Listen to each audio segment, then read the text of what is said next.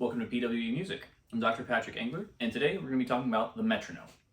So I find myself often working with students on how to set up the metronome and some different tricks to get the most out of your practice with the metronome. And so in this video, I'm going to put a few of the basic ones, kind of the level 1 metronome tricks all together, and hopefully help some of you out with your metronome practice and getting the most out of it. The first thing I do to make my metronome practice a little bit more efficient is to remove any accents when I'm practicing something with a consistent meter. So we go from something like this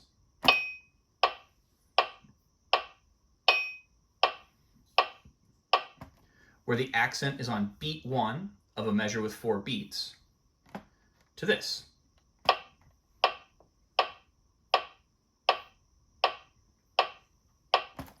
Where all the beats sound the same. So I do this where the meter isn't changing, where it's consistent throughout. So for instance, if I were practicing Etude 1, we have common time or 4/4 throughout. So it would be reasonable to leave that accent on the first beat of a 4-beat measure, but I remove that accent so if I want to focus in on a single section, I can do that without having to wait for the metronome to get back to 1, and then it just makes things a little bit more efficient. I can hop back in whenever I need to. However, that accent can come in handy in some circumstances. One instance we can use the accent is when we're working on something with an uneven meter. So for instance, we have this Etude 11 down here in 5/8. So we can set that accent to happen once every 5 clicks, so we could show ourselves where the first note of each measure is. So I've set the metronome to have a meter of 5, and we have the accent on, so it sounds something like this.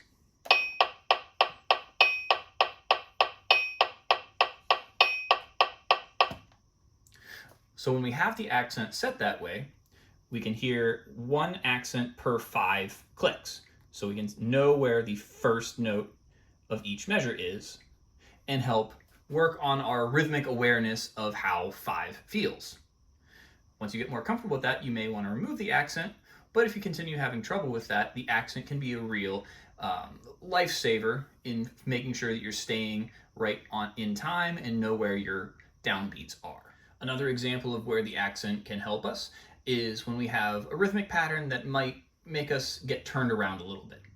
And these kind of stepped arpeggios in this etude are something that always turns me around a little bit, and I need some help finding where the downbeats are. So here I've got the metronome set to a meter of 3. So we'll be counting the big beats.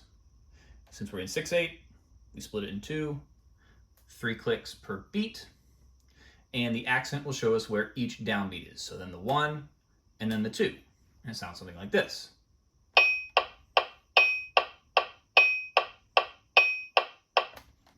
So when we have the accent set like that, it's going to show us where the downbeat is.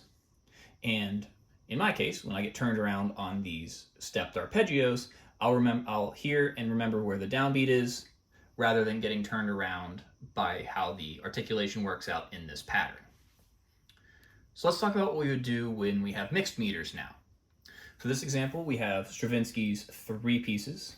And in this first movement, you can see we have a lot of changing meters. Some of them are square, where we could have a metronome clicking away for the quarter note, but we also have several instances of 5/8 or 3/8, where if we try to use a metronome with a quarter note on, we're going to kind of end up off the beat. And if we have a metronome where the 8th note and the quarter note aren't the same click, then we have the problem of, again, you're getting off the beat and you're getting a different click halfway through for your downbeat and your upbeat. So our metronome marking at the top is quarter note equals 52. So here's where we would have to do some math. For the 8th note pulse, we want to multiply that by 2. So that would leave us with 104. And here, this is going to be the setting for the 8th note. So when we turn the metronome on, here's our 8th note pulse. No change in the clicks. so that we can continue through these uneven measures and even measures and keep the stresses in the same spots. So what we're doing here is we're finding the lowest common denominator. So we have measures where it's x over 4 and measures where it's x over 8. 8 is the largest lower number that we have in all the various meters on this page. So if we set a pulse to the 8th note, we'll have a consistent pulse to get us through the piece without having to reset our metronome for all of these different meter changes. Let's skip ahead and look at a little more complicated example. So this is the third movement, and our metronome marking for the third movement is 8th note equals 160. But let's check out what meters we have in this third movement. So we have some 4s, we have some 8s, and we even have some 16s. So we'll just clicking the 8th note keep a consistent pulse that won't get turned around? Well, if we look at these 5/16s, no. Just a consistent 8th note pulse isn't going to do it. So if we use the same trick, multiplying by 2, because we're going from 8th notes to 16th notes, we'd end up with 320. So let's try and get there.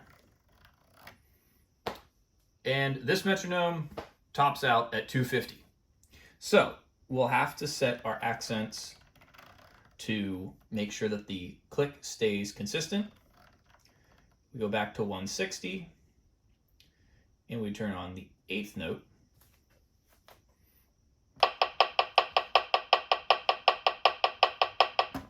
And that'll give us the 16th note at performance tempo of 160. Now that's going to be a little bit difficult to practice with.